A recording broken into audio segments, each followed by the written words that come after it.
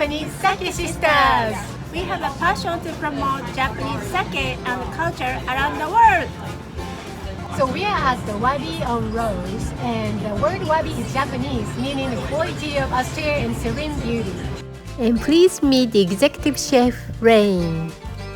Hey guys, my name is Rain Pantana. I'm the executive chef of Wabi on Rose. And I have the two SōTō Sake here with me today. Can you tell us why your food is so special? Because I have been training with the Japanese chef. His name is Yoya. Yoya, hi. And then, so it's basically I grew up eating Thai food and Japanese food. So my flavor profile is a little different on both sides. I see. The concept of this restaurant is basically Pacific rims. It's Pacific rims, and with the flavor profile of like everywhere that within that Pacific Ocean, and we use that.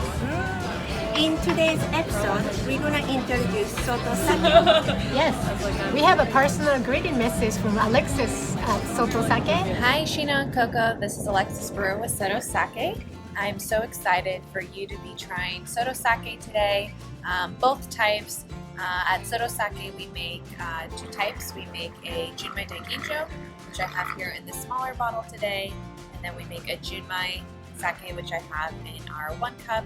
I love 1 cup sake so much. I'm actually going to open this as we sit here today because it is Friday and it is a beautiful day and it is hot and it is perfect for some cold sake on the go. So, kanpai.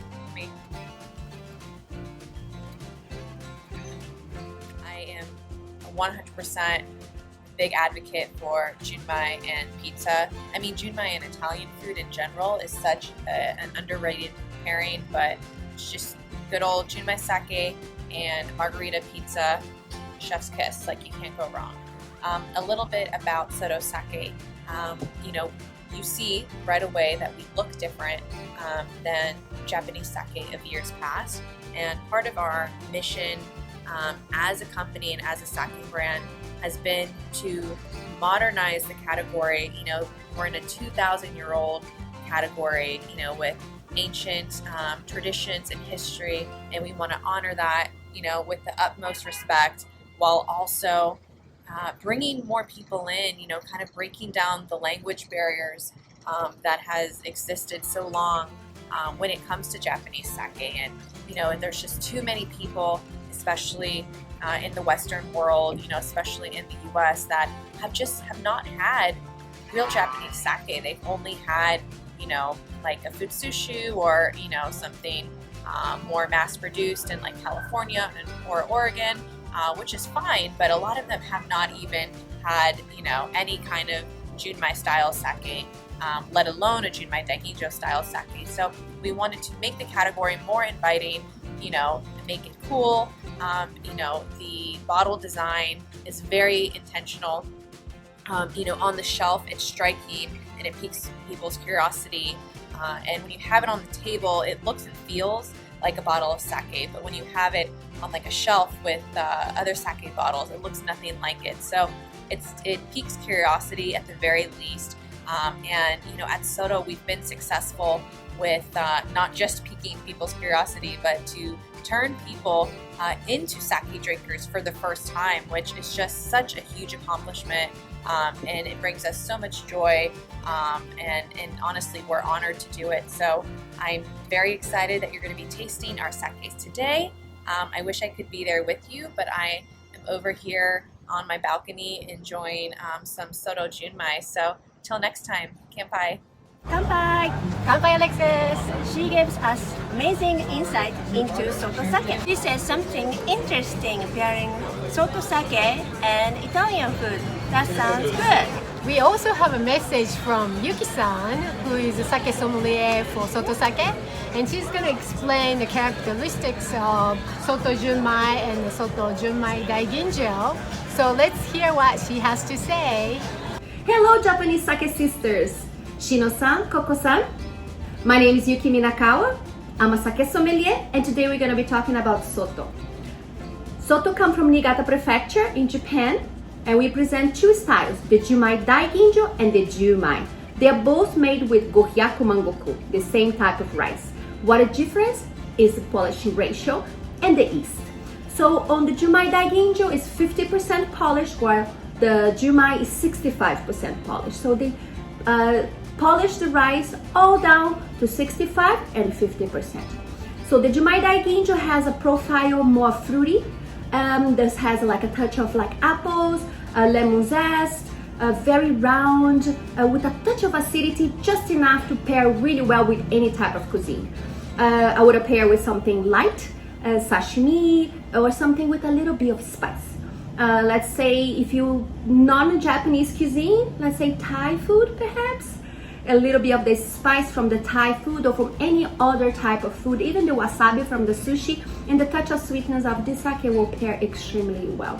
And the Junmai, I would say the profile would be more umami, very juicy, very the truly Niigata style. Tanrei karakuchi means light, dry, and crisp. Very round, not so much acidity, a lot of umami, juiciness, like I said, pair really well with something a little bit more robust. I would have put, let's say, on the sushi side, maybe a tuna will go really well, even like a mackerel, saba, it will go really well with the sake. And I would say it's kind of like an everyday sake, because the lightness and the profile doesn't have much fruitiness, so it's more umami. I would say rice and salty caramel perhaps. You can find SōTō Sake on online, shop.sotosake.com, or Sake Social or Total Wines. What is unique? What I think is so unique about SōTō is just that lightness and the crispiness that you get from the sake, and it's so everyday sake. The Junmai Daiginjo has a little bit more fruit, so I would do more for like special occasions, and the Junmai literally every day.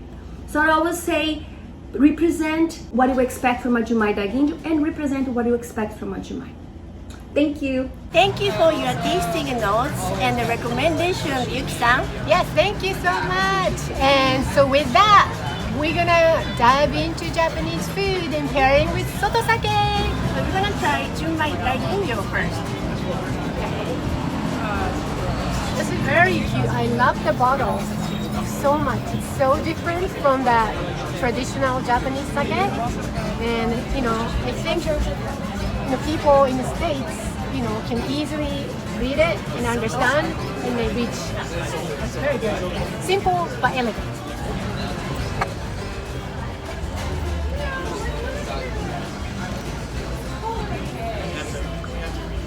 Pretty color. What do you say? What color is it? Like a crystal color. It's very beautiful.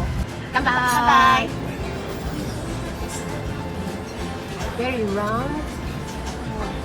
Very good. A little bit like an apple taste. And very crisp. They're very light. Light. It's easy to drink. And as Yuki-san said, this sake, SōTō, is from Niigata Prefecture. And usually Niigata sake has tanrei karakuchi. It means light, crisp, and dry. And it definitely fits that description. And it's not too dry. No. The hot summer day like today, Yes. it really refreshes your palate. It's good. It's very easy to drink, and I think you can go with most of kind of light foods, even like Yuki-san said sashimi, sushi, and salad. So the first dish is, what is this, Shiru? It's sashimi. I'm gonna explain. Tuna and salmon and scallops and what is it? Halibut? Probably. That's how I explain. Tuna.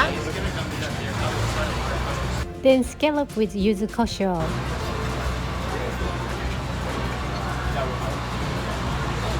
Scallop, yuzu kosho, and Junmai Daiginjo. It's very good.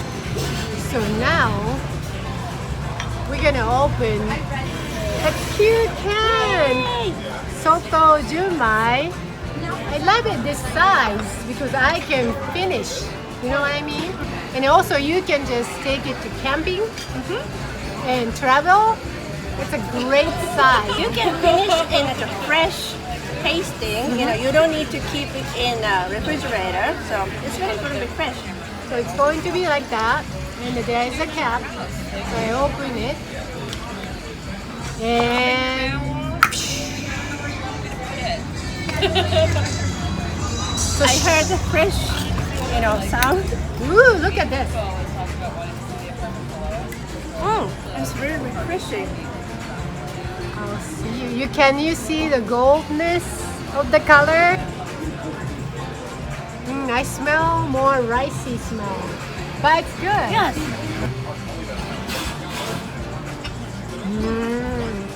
It's round, definitely round.